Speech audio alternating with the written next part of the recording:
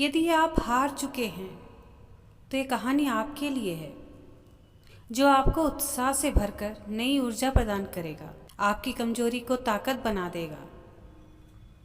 ये कहानी असंभव से संभव करने की है। कहानी बिल्मा की है। बिल्मा ने कहा था, जब तक सूरज की रोशनी है मैं कुछ भी कर सकती हूँ।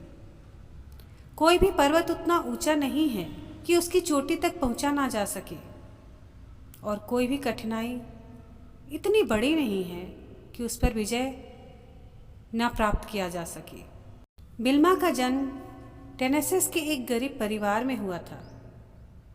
4 साल की उम्र में उसे डबल निमोनिया और काला बुखार ने गंभीर रूप से बीमार कर दिया। इसकी वजह से उसे पोलियो हो गया। वह पैरों को सहारा देने के लिए ब्रेस पहना करती थी। डॉक्टरों ने कहा कि वह जिंदगी भर चल फिर नहीं सकेगी, लेकिन बिल्मा की माँ ने उसकी हिम्मत बढ़ाई और कहा कि ईश्वर में विश्वास, मेहनत और लगन से वो जो चाहे कर सकती है।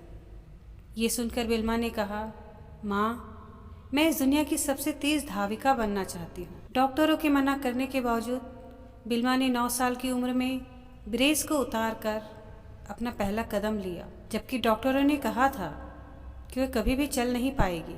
13 साल के होने पर उसने अपनी पहली दौड़ प्रतियोगिता में हिस्सा लिया और सबसे पीछे रही।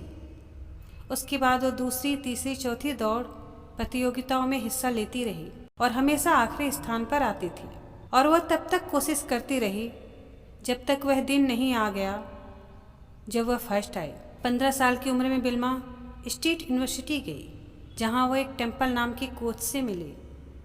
बिल्मा ने उन्हें अपनी ख्वाहिश बताई कि मैं दुनिया की सबसे तेज़ धाविका बनना चाहती हूँ। ये सुनकर टेम्पल ने कहा, तुम्हारी इसी इच्छा शक्ति की वजह से कोई भी तुम्हें नहीं रोक सकता, और साथ में मैं भी तुम्हारी मदद करूँगा। आखिर वह दिन आया जब बिल्मा ओलंपिक में हिस्सा ले रही थी।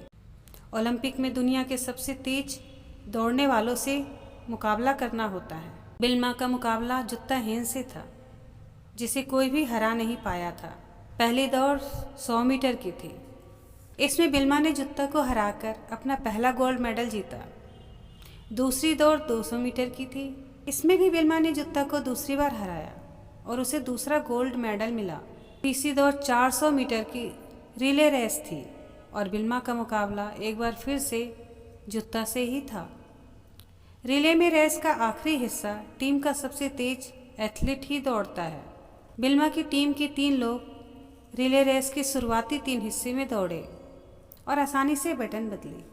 जब बिल्मा के दौड़ने की बारी आई, उससे बैटन ही छूट गई। दूसरी छोर पर जुत्ता हेन तेजी से दौड़ी जा रही है, लेकिन बिल्मा ने देख लिया। बिल्मा ने गिरी हुई बैटन उठाई और मशीन की तरह ऐसी तेज दौड़ी कि जुत्ता को तीसरी बार भी हराया और अपना तीसरा गोल्ड मेडल जीता। ये बात इतिहास के पन्नों में दर्ज हो गई कि लकवाग्रस्त एक महिला 1960 के ओलंपिक में दुनिया की सबसे तेज धाविका बन गई, जिन्होंने दुखी और उदास होने से इनकार ही कर दिया। ऐसी थी बिल्मा की जिंदगी, ऐसी थी बिल्मा की सफलता। बिल्मा ने बिल्मा की कामयाबी कठिनाइयों के बावजूद सफलता हासिल की, ना कि तब सफलता हासिल की जब कठिनाइयाँ नहीं थी। बिल्मा ने अपनी कमियों को खूबियों में बदल दिया। बिल्मा ने हार को जीत में, नुकसान को फायदे में और अपने रास्ते के पत्थरों को सफलता की सीढ़ी में बदल लिया।